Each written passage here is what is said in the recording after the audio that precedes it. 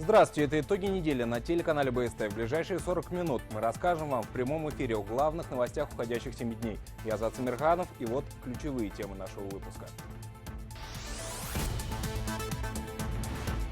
Выбросы прекращены, вредных веществ в реке нету. Кислород в норме, содержание органических примесей меньше ПДК.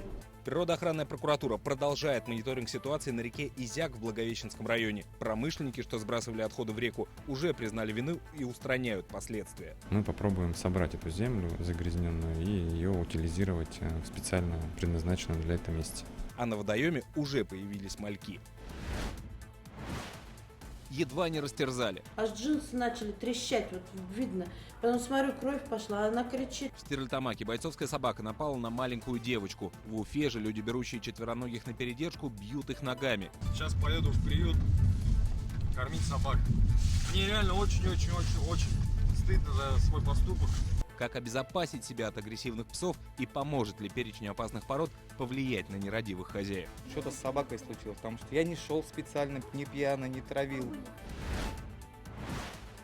Овсянка, сэр. На завтрак ели геркулесовую кашу, батон с маслом ели и чай с сахаром. Школьное питание переживает реновацию. Новое меню и единый дизайн посуды. Операторов обяжут подписывать долгосрочные контракты. Все эти меры позволят повысить контроль качества организации питания в школах и детских садах. А система Аксиома уходит в прошлое. Как родителям вернуть деньги, оставшиеся на счетах? И будет ли новая платформа удобна в использовании?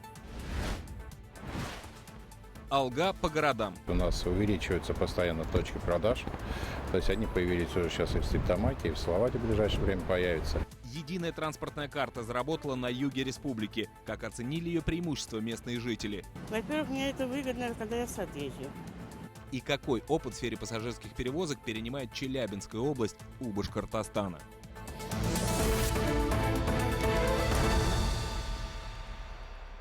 Но начнем с официальной хроники. Члены республиканского правительства подвели итоги работы за прошедшие 6 месяцев. Доклады заслушал руководитель региона, после чего дал рекомендации для улучшения достигнутых результатов.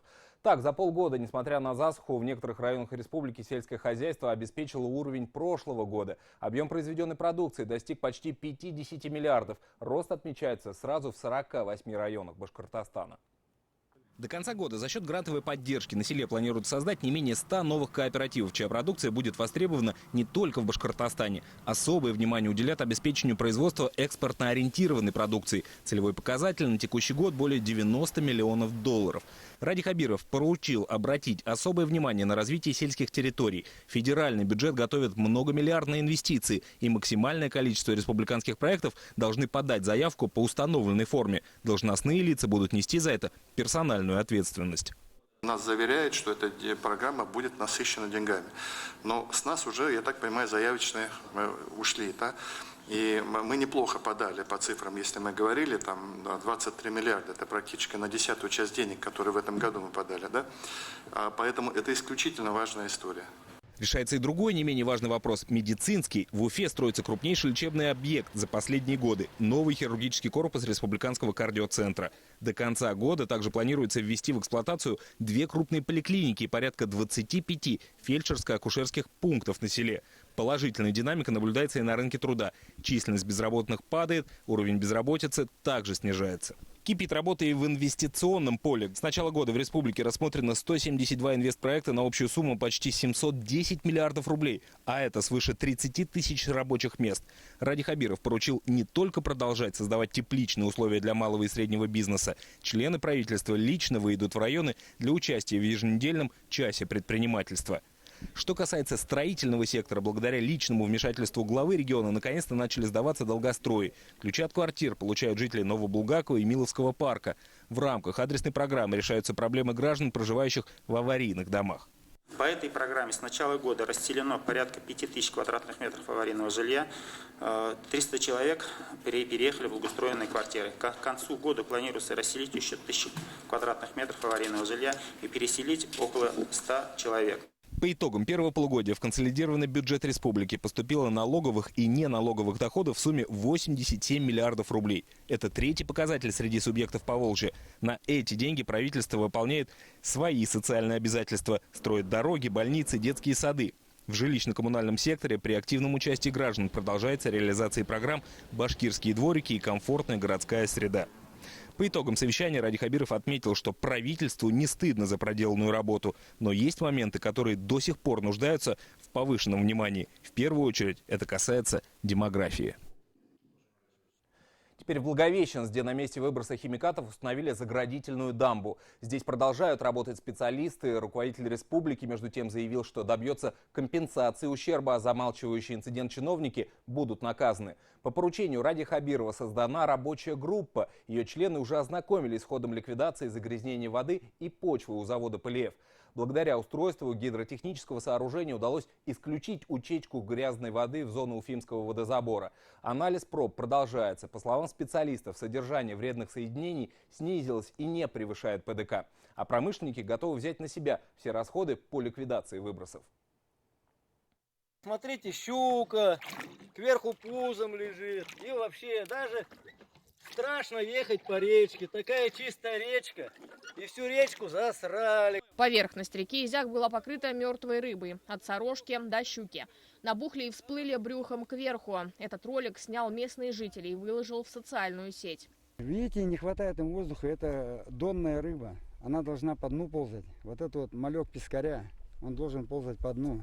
Ему что-то не хватает. Вот он, видите, весь наверху. На месте продолжают работать спасатели. Они собрали погибшую рыбу в специальные лотки. 500 тонны такого улова вывезено на скотомогильнике. Рыбу выловленную мы передаем государственной ветеринарной службы для дальнейшей утилизации. Пока одни спасатели работают на воде, другие сопровождают их вдоль берега. По течению реки едет машина, в которую загружается погибшая рыба. Видно, что под конец второго рабочего дня кузов заполнен примерно на 1/4. Причиной гибели рыбы стал дефицит кислорода, вызванный сбросом. По информации прокуратуры, предварительно виновник случившегося – это местное предприятие «Полиэф». По предварительным данным, которые получены в ходе прокурорской проверки, в воду попали стоки с территории указанного предприятия, содержащие вещества, характерные для данного производства. В специально созданной рабочей группе показали трубу, откуда произошел выброс вредных кислот и формальдегидов. Предположительно, вещества попали в ручей, после в реку Казмышла и погубили рыбу уже в Изяке. На предприятии уверяют, что сооружение когда-то являлось частью ливневой системы и не используется со времен строительства завода в 80-х годах. Сейчас труба перекрыта, на этом месте экологи каждый день производят заборы воды и грунта. Кислород в норме практически во всех точках, от места попадания до устья. Кислород в норме, содержание органических примесей меньше ПДК. Результаты анализов почвы станут известны на следующей неделе. Руководители «Полиэфа» собираются утилизировать загрязненный грунт, они возьмут на себя основные расходы по ликвидации выбросов. Для того, чтобы ливневыми дождями сейчас этот участок не размывался, мы попробуем собрать эту землю загрязненную и ее утилизировать. Также мы рассмотрим вопрос взять, допустим, в перспективе шефство над этой рекой, провести там какие-то экологические мероприятия. Чтобы собрать остатки загрязняющих веществ, установлена песчаная дамба, которая сдерживает ливневые стоки. Помимо насыпи под землей расположена специальная гидроизоляционная пленка, мембрана глубиной 2 метра, обеспечивающая лучшую герметичность. А с помощью насосов загрязненная жидкость из реки откачивается. Осуществляем откачку в круглосуточном режиме, если это необходимо. Куда откачка воды происходит? Откачка происходит на очистные сооружения нашего предприятия, где потом проходит повторную очистку и уже только выводится в систему. Многие жители Башкортостана на неделе стали получать одно и то же сообщение, которое пересылалось как спам. В WhatsApp неизвестный автор написал, что пить воду из-под крана в столице республики опасно. Уфа-водоканал дал нашему телеканалу официальный ответ. По заверениям экспертов, все показатели в норме. Лабораториями предприятия МУП «Уфа-водоканал» обеспечен постоянный контроль качества питьевой воды и водоисточника река Уфа в соответствии с утвержденной программой лабораторного контроля. Полученные результаты анализов по показателям качества питьевой водопроводной воды соответствуют нормативным требованиям. Превышения концентрации загрязняющих веществ в водоисточнике река Уфа, а также в питьевой воде нет. Кроме того, хочу еще сказать, что с середины июля у нас идет плановая проверка МУП-водоканала, и у нас эта вода мониторировалась уже с 24, 25 и 26 июля. Как раз проводились отборы проб именно в водозаборах, которые питают город наш. И превышений, естественно, также не выявлялось. На участок впадения реки Изяк в Уфимку, где производится забор воды для столичного водопровода, вредные вещества не попали, уверяют специалисты. На месте продолжается мониторинг воды и донных отложений. По словам экспертов, поводов для беспокойств нет. Спасатели заметили, что в реку Изяк уже заплывает живая рыба. На месте впадения в Уфимку и выше по течению видели живых мальков. И выше уже есть живые мальки. Лилия Курбанова, Максим Окунев, Тимур Каюмов, Азат Ишбулатов, Вахид Халимов. Итоги недели. Идем дальше. На неделе в республиканском ГИБДД озвучили итоги работы за первые полгода. Цифры статистики неутешительные. За 6 месяцев на дорогах погибли 178 человек. Более 2000 получили различные увечья. Каждое 11-е ДТП в республике произошло по вине пьяного водителя. В каждой 20-й аварии у человека за рулем и вовсе не было водительских прав. И вот словно вдогонку к этой статистике происшествие, о котором всю неделю говорила общественность. Пьяная 20-летняя уфимка без прав устроила стритрейсинг за рулем иномарки. В салоне находились еще 2 пассажирки, которые лишь призывали разгоряченную барышню прибавить скорости, чтобы оторваться от преследования патрульной машины. Наша съемочная группа проследила за судьбой гонщицы, а также узнала, за счет чего власти наводят порядок на наших дорогах. Финал погони запечатлели сразу несколько камер видеонаблюдения. Иномарка на полном ходу пытается проехать перекресток и врезается в автомобиль, ехавший на зеленый сигнал светофора. От удара отечественную легковушку развернула и отбросила на встречную машину. Пока водители пытаются понять, что произошло, виновницу тройного ДТП задерживают полицейские.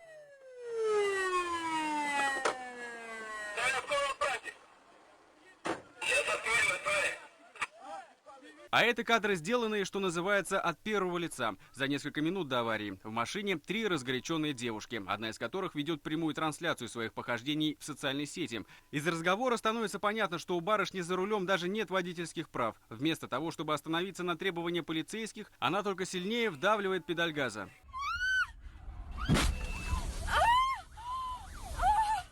Лишь чудом в этой аварии никто не пострадал. Основной удар приняла отечественная легковушка, которую управлял пенсионер. Мужчина отделался легким испугом.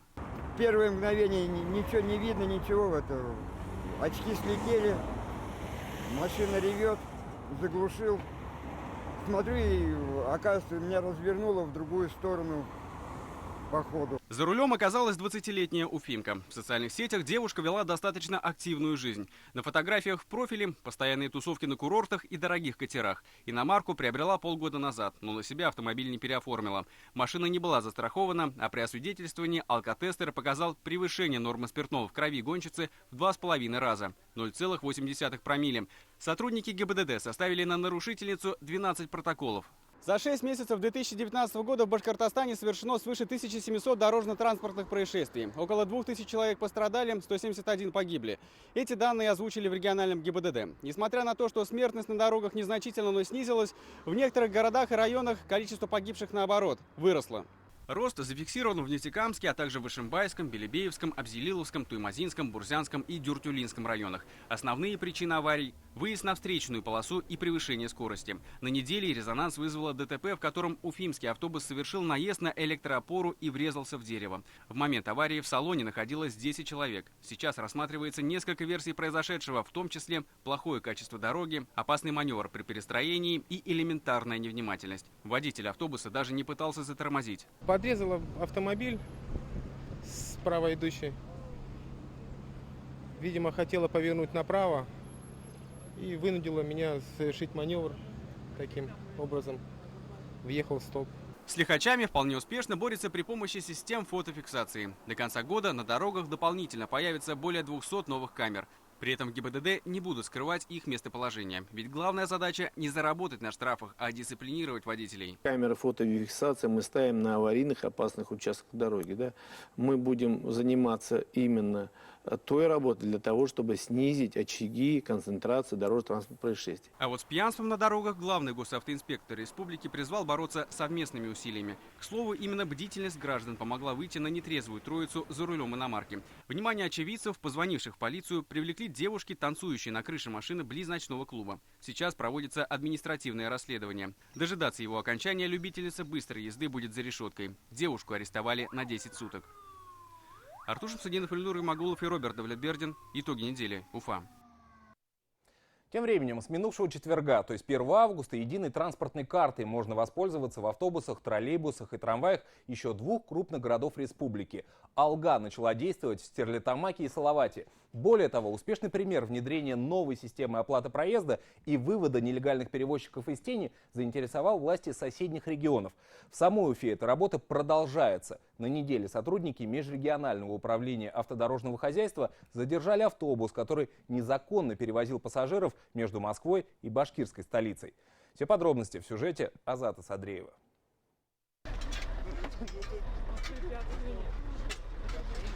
На этих кадрах итоги рейда по выявлению нелегальных перевозчиков. Владелец междугороднего автобуса, курсирующего по маршруту Москва-Уфа, не имеет на это лицензии, а значит и не несет никакой ответственности перед своими пассажирами в случае ДТП. Теперь юрлицу может грозить административный штраф до 400 тысяч рублей. Всего надзорные органы арестовали автобусы порядка 300 таких нарушителей. В прямом смысле некоторые встают прямо перед эвакуатором. То есть процесс перемещения транспортного средства к месту его хранения как раз заключается в том числе и в помещении на эвакуатор. Перевозчику объявляется запрет на использование данного транспортного средства в целях осуществления коммерческих перевозок. С начала транспортной реформы таких случаев с каждым днем становится меньше. Перевозчики выходят из тени, обновляют свой автопарк и устанавливают терминалы для безналичной оплаты. В итоге выигрывают пассажиры, которым приятнее ездить на новых автобусах, а не ржавых пазиках. С 1 августа единая транспортная карта Алга заработала в Стерлитамаке и Салавате. Так, во втором по величине городе республики к проекту подключился государственный перевозчик Башавтотранс. В троллейбусное управление передано 100 новых терминалов. Таким образом, специальной техникой обеспечено 2/3 электротранспорта. Что касается частых перевозок, карта Алга начнет работать в маршрутках в ближайшее время. Частники уже заключили соглашение с башкирским регистром социальных карт. Идет отработка именно вот этих технологий, установка терминалов. То есть я думаю, что в ближайшие несколько дней, в принципе, все встанет на свои места, и мы в полном объеме будем обеспечить вот эту карту Алга. Жители Стерлитамака про карту хоть и слышали, но в руках ее пока держали не все. Проезд оплачивают по старинке, но подумывают о переходе на новую систему. Во-первых, мне это выгодно, когда я в сад езжу. Я почти каждый день в поликлинику хожу. Внукам езжу.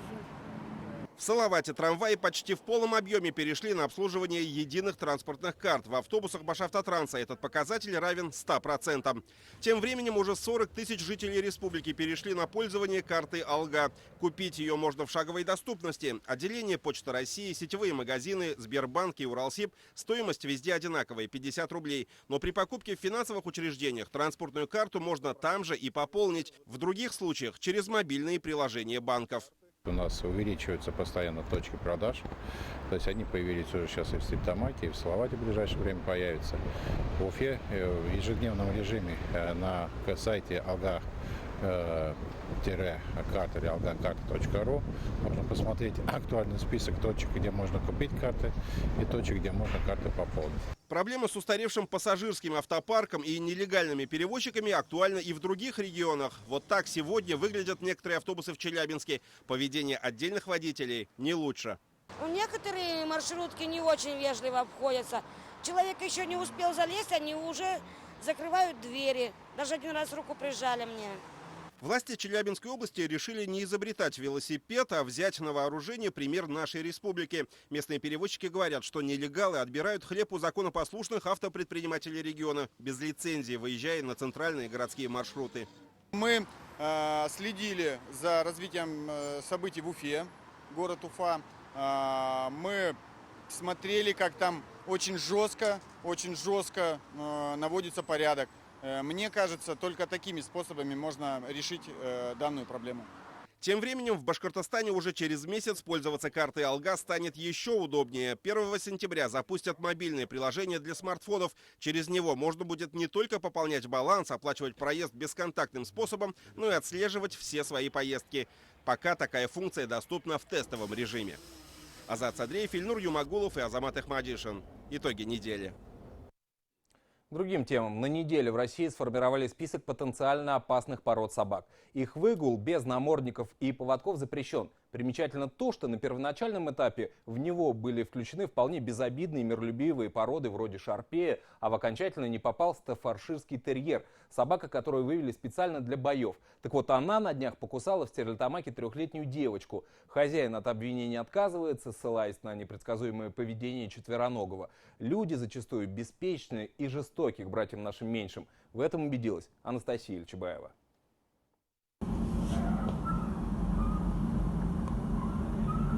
Каждый шаг заканчивается пинком. Собака скулит и со страхом ожидает нового удара. Но молодого человека это не волнует. Он изо всех сил дергает поводок, будто вымещая злость на беззащитном животном. В какой-то момент вовсе придавливает собаку к земле. Случившееся стало известно после того, как очевидцы выложили ролик в интернет. Я сидела на рабочем месте, с закрытыми окнами, услышала, как скулит собака, подошла к окну.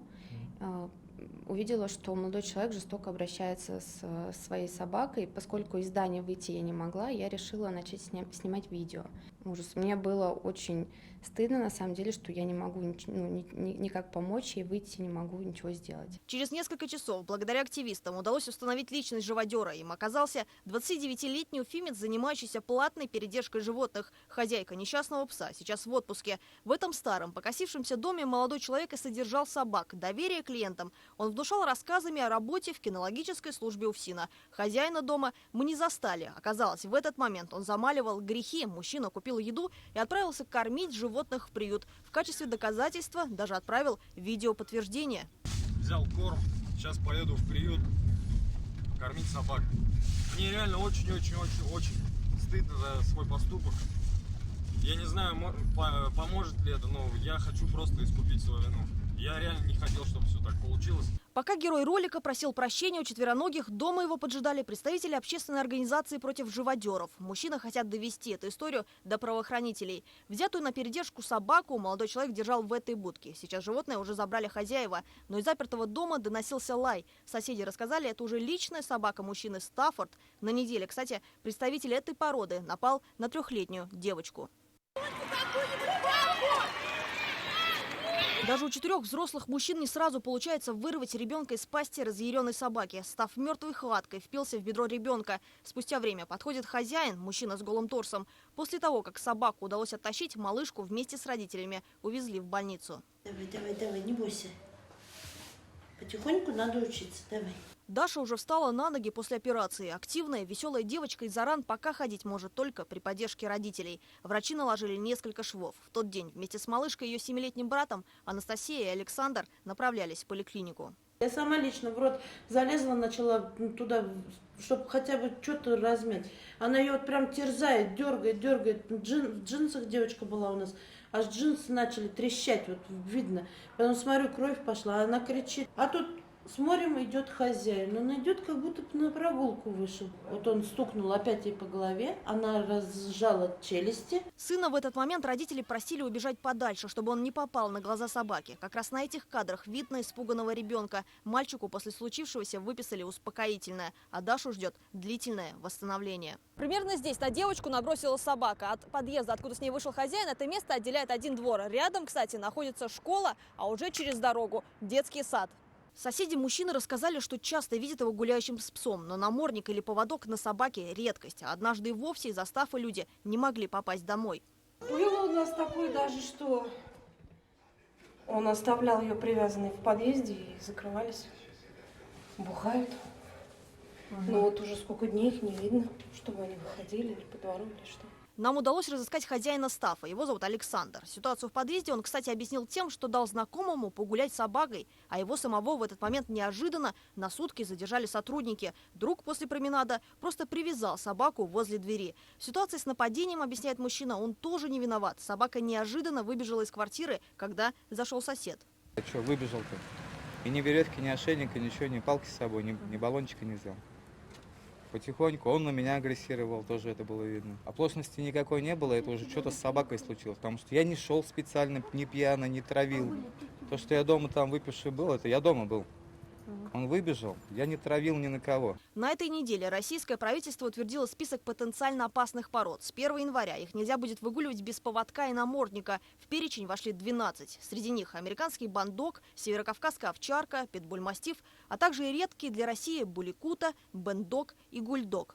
Прогулки на особых условиях теперь обязательны и для метисов этих пород. Зоозащитница Наталья Бернацкая общается с московскими специалистами, которые занимались составлением списка. Перечень изначально включал около 70 разновидностей. Туда также входили шарпей, доберман, немецкая овчарка. Но после негативной реакции общественности список был сокращен. Ответственность в первую очередь вне зависимости от породы лежит на хозяине, говорит Наталья. Если он срывает свою агрессию, да, то есть сливает на нее свой негатив, естественно, у собаки накапливается тоже какое-то такое к людям недоверие и, может быть, даже обида какая-то, да. Если не обучать каким-то элементарным нормам поведения в обществе, собака тоже просто не знает даже, можно ли подходить там к человеку, да, нельзя. Мы стараемся, чтобы животное было социализировано. Есть не только опасные породы, но и опасные хозяева. Как герой этого видео, как раз такое отношение ломает психику собаки. Хозяин напавшего Стафа считает, что случившимся виновата лишь его собака и даже готов ее усыпить, если потребует. А вот родители Даши думают по-другому.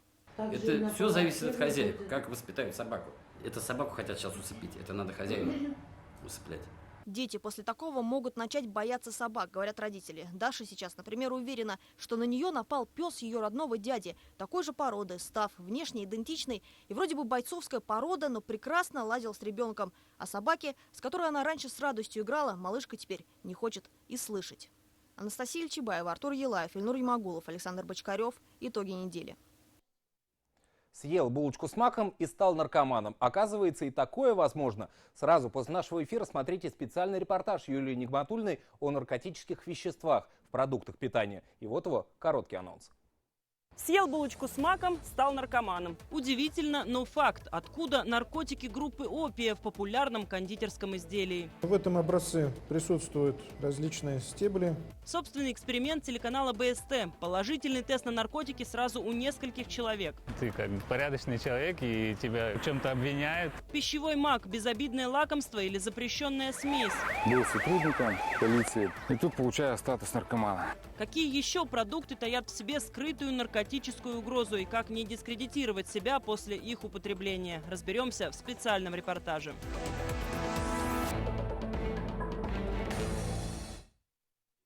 На Уфе появилось единое детское меню. Технологи будут разрабатывать его каждую неделю, учитывая потребность малышей в витаминах.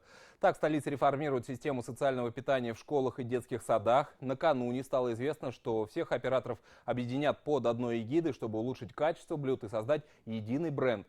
Одновременно прекращается прием платежей по электронной системе «Аксиома».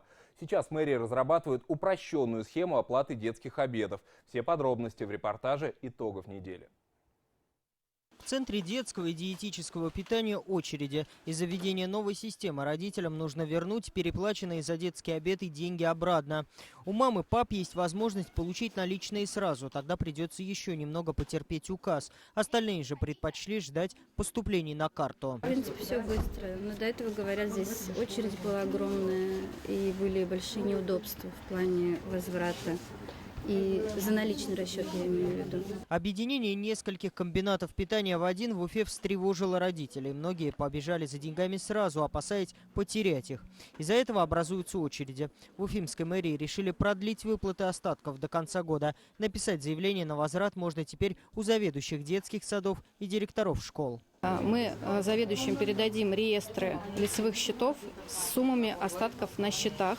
Поэтому родителям не нужно будет приезжать непосредственно на комбинат питания, уточнять эту цифру. Если кто-то не пользуется личными кабинетами, будут даны алгоритмы заполнения заявлений и, собственно говоря, их образцы. В 322-м детском саду обеды подают в новой брендированной посуде. Тарелки и кружки с зеленым логотипом появились во всех образовательных учреждениях Уфы. Это тоже часть реформы, как и составление нового, единого для всех меню. Из-за этого работы у поваров заметно прибавилось. Технологи совместно с Роспотребнадзором учитывают особенности растущего организма, наличие в продуктах витаминов и полезных микроэлементов. Меню разработано на 2 сезона – зима и лето.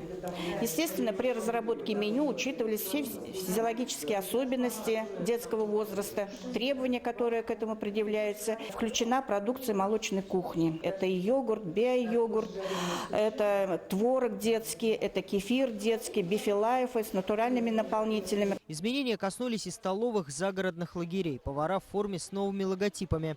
Каша на молоке и ни капли воды. Как и творог без заменителей производителей жира, мясные полуфабрикаты без сои. Теперь за технологией приготовления блюда следят гораздо строже, чем прежде, как и за пищевым разнообразием. В разных блюдах впредь не должны повторяться ингредиенты. Сегодня у нас на завтрак ели геркулесовую кашу, батон с маслом ели и чай с сахаром. На обед они ели пюре с тефтели с говядины, рассольник, суп и компот из сухофруктов. До недавних пор на это просто не обращали внимания. Многие учебные заведения отказывались от приготовления пищи в пользу готовой привозной. На столах учащихся часто появлялся холодный суп, жесткий хлеб, обветренные макароны. Бывает день, что что-то и холодное, и как-то вообще не очень, и несовместимые продукты, молочный рис с котлетой, что называется. Объединение 3 муниципальных операторов детского питания в один позволит лучше контролировать качество продуктов. Кроме введения единого меню и брендированной посуды в школах и детских садах планируют отремонтировать пищеблоки, закупить новое оборудование. 1 сентября, то есть единый оператор будет работать на всех школьных учреждениях, плюс с 1 августа у нас уже детские сады будут работать. Это делается для того, чтобы для улучшения качества питания. Унифицировать систему школьного питания в дальнейшем будут по всей республике. При этом Ради Хабиров потребовал жестко пресекать любую экономию на детях и доверять проверенным поставщикам. И для этого изменить правила закупок, продлив сроки контрактов для тех, кто зарекомендовал себя с лучшей стороны. Будет утвержден проект долгосрочного контракта на организацию питания. Безусловно, все эти меры позволят повысить контроль качества организации питания в школах и детских садах. Цены на детское питание пока меняться не будут, заверяют в мэрии. В переходный период оплату можно будет произвести в Центре детского и диетического питания, либо через банкомат. Вскоре планируется внедрить систему оплаты, аналогичную Аксиоме. Она позволяла ставить или снимать ребенка с питания вплоть до 7 утра в день, когда это было необходимо. Что было очень удобно и выгодно для родителей. Будет ли новая форма оплаты иметь такие же функции – вопрос, который пока остается открытым. Максим Окунев, Азат Галиуллин, Эльнур Юмагулов. Итоги недели. В Миловском парке состоялась выдача ключей. На неделе сданы 3 дома. Еще 13 планируют ввести в эксплуатацию до конца следующего года. На неделе квартиры должны были получить 202 собственника. Людей пригласили, чтобы осмотреть свои квадратные метры. Передача жилья, отмечу, происходит только после подписания акта приема передачи. И вот часть собственников не согласилась на чистовую отделку. Ключи не забрали также те, кто нашел недостатки в квартирах. Всего же с конца прошлого года в Башкортостане квартиры получили более 500 бывших обманутых дольщиков. Сейчас в реестре еще 2900 заявителей. Добавлю также, что работа ведется планомерно. В правительстве республики еженедельно проводятся стройчасы. И все это сделано для того, чтобы само словосочетание «обманутый дольщик» исчезло из нашего лексикона. В целом очень даже все чисто, аккуратно. Я даже не ожидал, что будет такое хороший получистовой ремонт. Отделка предчистовая, там выровнены стены, есть уже потолок натяжной, поставлено газовое оборудование, поставлена сантехника, кроме ванны. То есть, если у людей нет возможности, мы закупаем там оптом какое-то количество материалов и для них делаем ремонт. Но большинство людей на самом деле сами выбирают линолеумные обои, сами выбирают ванны. Вот этого только не хватает. Ну и двери, естественно. Прорабатывается вопрос о достройке рядом стоящего комплекса. В Молодежный могут переселиться более 300 семей, которые приобретали квартиры в Миловском парке в 4 и 11 кварталах. Для жилых комплексов построены канализационные очистные сооружения. Общая производительность составит 1500 кубометров в сутки. Наш комплекс состоит из 2 частей. Сейчас мы находимся на комплексе водоподготовки, очищаем воду. Дальше находится комплекс очистки сточных вод, канализации. Данный комплекс рассчитан в данный момент на 500 кубов. Это второй этап. Планируется его достройка до 1500 кубов. Это полностью хватит, чтобы очистить воду у жилого комплекса Милспарк и Молодежной сточные воды. В клинике Pet Technology в Уфе на днях запущен новый сканер для исследования онкологических и кардиозаболеваний. Он позволит в 2,5 раза увеличить количество принимаемых пациентов. Осматривая Центр ядерной медицины, Ради Хабиров сообщил, что аналогичный появится и в Стерлитамаке. Кроме того, в планах построить общежитие гостиничного типа вблизи онкологического диспансера в Уфе. Пребывание в нем будет доступно каждому, подчеркнул руководитель республики. Ну вот о других событиях этой недели короткой строкой расскажет Динара Таймасханова. Динара присоединяется к нам. Итак, вам слово. Да, Азат, здравствуй. В продолжении темы строительства медучреждений отмечу пост Радия Хабирова, который он опубликовал накануне. В нем руководитель региона обратился к жителям республики за помощью в сборе средств на строительство хосписа. В Башкортостане ежедневно 643 ребенка борются с тяжелейшими заболеваниями, а тяжелобольных взрослых еще больше. Важно создать для них место, где они смогут получить необходимую помощь, побыть с родными и близкими в комфортных условиях, говорится в сообщении руководителя республики. Сбором средств занимается благотворительный фонд «Иман». В Рио главы Башкортостана отметил, что хоспис можно построить и за бюджет, но можно и за пожертвования. И этот пост – проверка на зрелость жителей нашей республики, добившихся успеха. До конца 2020 года хоспис должен заработать, отметил Ради Хабиров. С 1 августа 248 тысяч работающих пенсионеров республики начнут получать повышенное пособие. Размер прибавки индивидуален и зависит от периода работы и суммы страховых взносов, поступивших от работодателей в пенсионный фонд. Но нужно сделать оговорку: на повышение пенсии могут рассчитывать только те, кто получает белую зарплату. Банки отпустили россиян на ипотечные каникулы. Теперь граждане, оказавшиеся в сложной жизненной ситуации, смогут взять паузу на 6 месяцев, в течение которых можно либо снизить размер платежей по ипотечному кредиту, либо не платить их вовсе. При этом приостановка не будет считаться просрочкой, не отразится на кредитной истории. Однако общая сумма по процентам возрастет. Так, ипотечные каникулы могут получить граждане, потерявшие кормильца или работу, инвалиды первой или второй группы, а также временно нетрудоспособные. Добавим, что с 1 августа заемщики, получившие право на ипотечные каникулы, не будут платить НДФЛ. На Всероссийском форуме «Иволга» в Самаре молодежь из Башкортостана выиграла почти 2 миллиона рублей. Большинство представленных участниками проектов направлены на развитие социальной сферы. Так, студентка педагогического вуза Анастасия Конобеева получила 500 тысяч рублей. Девушка создает макеты столичных достопримечательностей в миниатюре для слепых и слабовидящих людей. Айгуль Нуриева представила в Самаре проект по абилитации недоношенных. За 8 месяцев более 70 обученных волонтеров занимались с мамами и малышами. На выигранные 290 тысяч девушка будет издавать специальную литературу для родителей. Уфимский пригород атаковали огромные пауки. Уже несколько жителей поселков Нагаева и Акбердина обратились за медицинской помощью после укуса членистоногих. Это так называемый «желтый сак», посеявший панику еще прошлым летом. Есть несколько версий, откуда паук появился в Башкортостане. По одной из них он начал расширять ареал обитания из-за аномальной жары 3 года назад. По другой, желтого сака могли завезти в республику вместе с фруктами из южных стран с нарушением карантинных правил. Вопреки ожиданиям, паук неплохо выживает даже в условиях башкирской зимы. Средние размеры членистоногого с 5-рублевую монету. Особенно впечатляет длина ног – около 2–2,5 сантиметров. Благодаря им он быстро бегает и при нападении даже прыгает. В любви, как на войне, все средства хороши. Такой позиции, видимо, придерживается фанат Земфиры, который разбил ее «Мерседес», чтобы привлечь внимание певицы. 35-летний мужчина не нашел другого способа обратить на себя внимание артистки, кроме как разбить стекла машины. Возбуждено уголовное дело по статье «Умышленное уничтожение или повреждение имущества». Кроме того, любителю русского рока предстоит возместить ущерб в 17,5 тысяч рублей. На этом у меня все. Азат. Спасибо, Динара. Более 50 тысяч тонн зерна озимых культур намолотили аграрии Башкортостана. В Мелеузовском районе на этой неделе приступили к уборке ячменя, средняя урожайность которого 30 центнеров с гектара. И это несмотря на то, что с начала лета там практически не было дождей.